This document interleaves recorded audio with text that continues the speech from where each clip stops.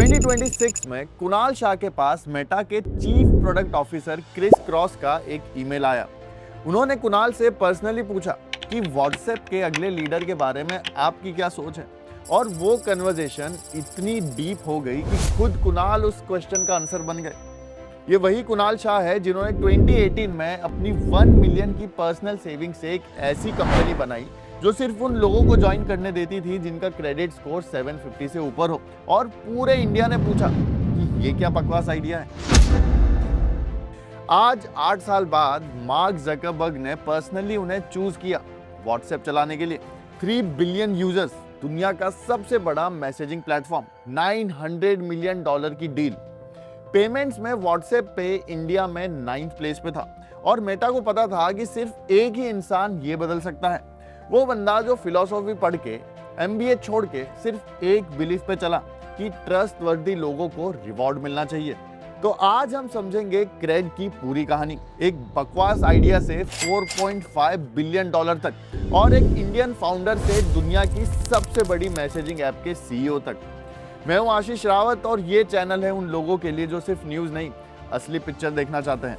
अगर ये आपका पहला वीडियो है तो सब्सक्राइब जरूर कीजिए, ये पक्का काम आएगा।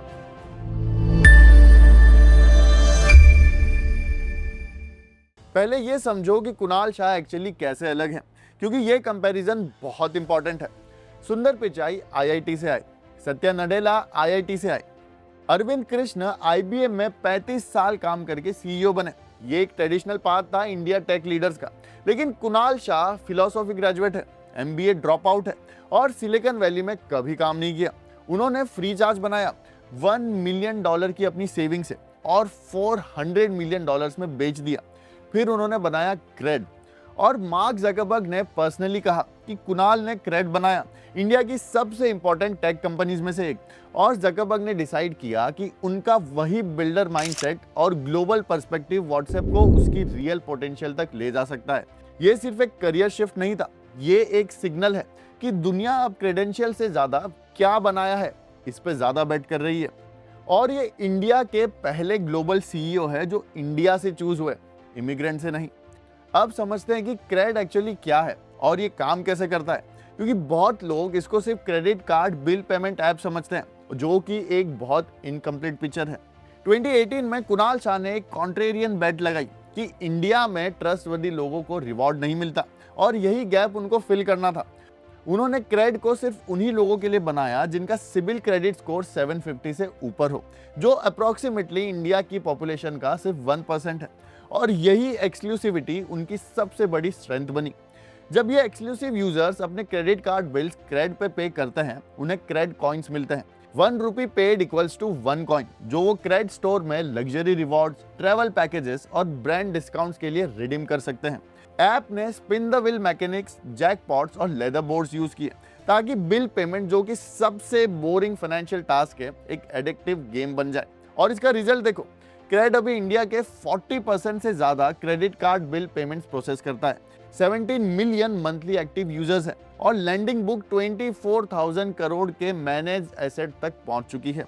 कुणाल शाह के पास एक प्रोडक्ट थियरी है जिसका नाम है डेल्टा 4, और ये थियरी समझने के बाद आप समझोगे कि उन्होंने क्रेड क्यों बनाया और मेटा ने उन्हें क्यों चूज किया।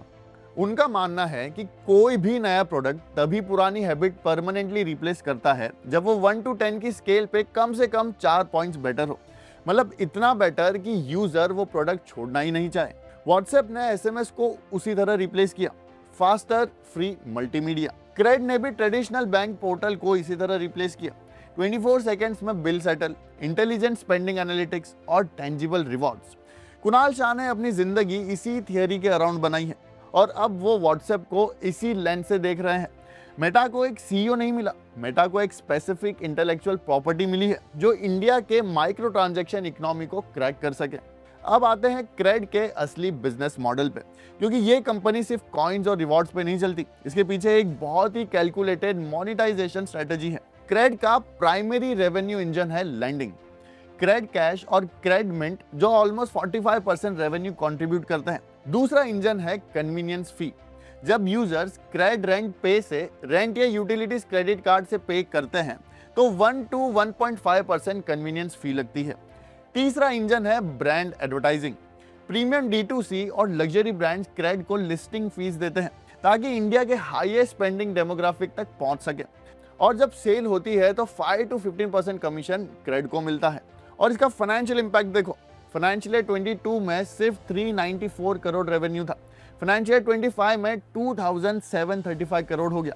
ऑपरेटिंग लॉसेस 1024 करोड़ से गिर के सिर्फ 298 करोड़ रह गई, और पहली प्रॉफिटेबल क्वार्टर फाइनेंशियल ईयर 25 में अचीव की। एक नंबर है जो क्रेड की पूरी स्ट्रेटेजी एक्सप्लेन करता है, एवरेज रेवेन्यू पर यूजर यानी ARPU।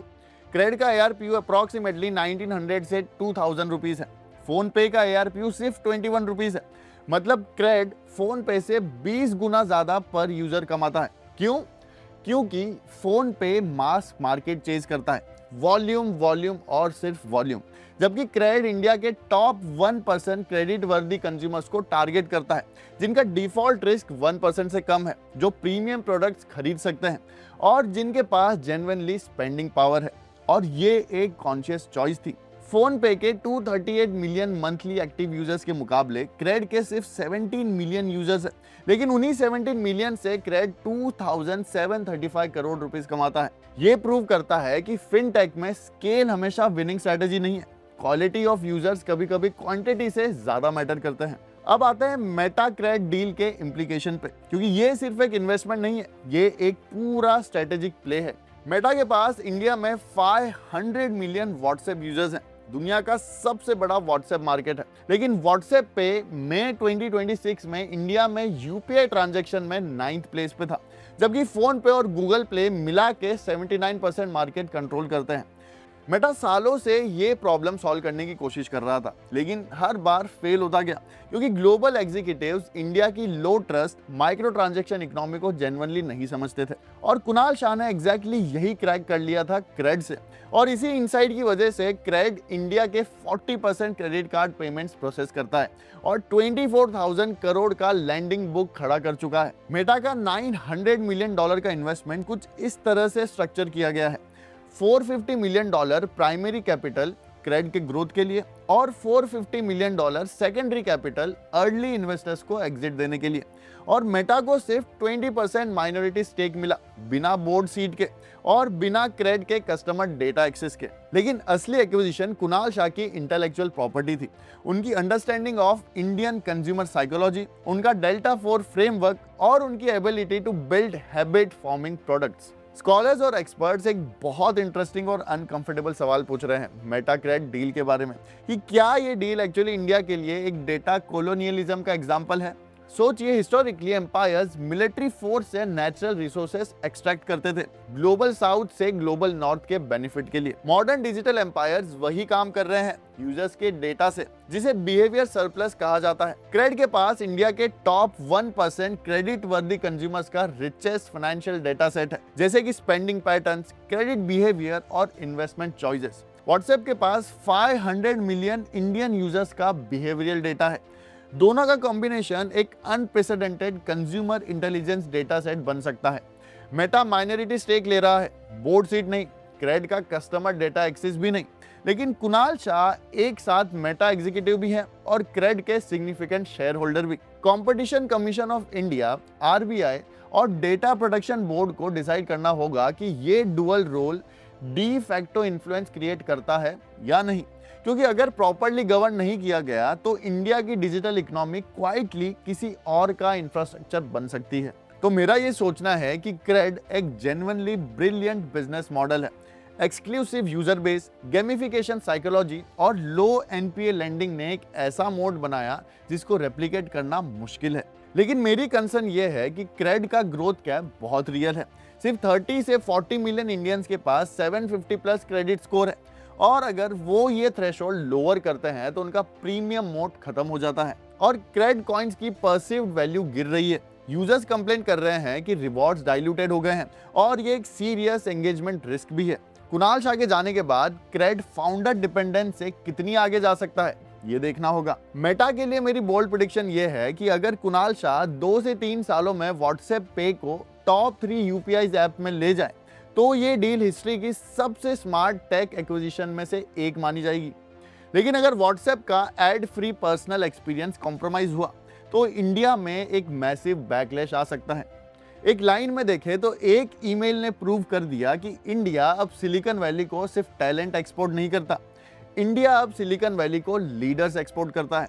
और कुणाल शाह की स्टोरी सिर्फ क्रेड की स्टोरी नहीं है, ये एक पूरी जनरेशन के इंडियन फाउंडर्स के लिए एक ब्लूप्रिंट है कि क्या बनाया, हमेशा कहां पढ़ा, इससे ज्यादा मैटर करता है। और आपके लिए क्वेश्चन ये है कि क्या आपको लगता है कि कुणाल शाह व्हाट्सएप को जेन्युइनली वी चैट जैसा सुपर ऐप बना पाएंगे, या क्रेड की तरह व्हाट्सएप भी एक नीश प्रीमियम प्ले बन के रह जाएगा? कमेंट्स में जरूर बताइए।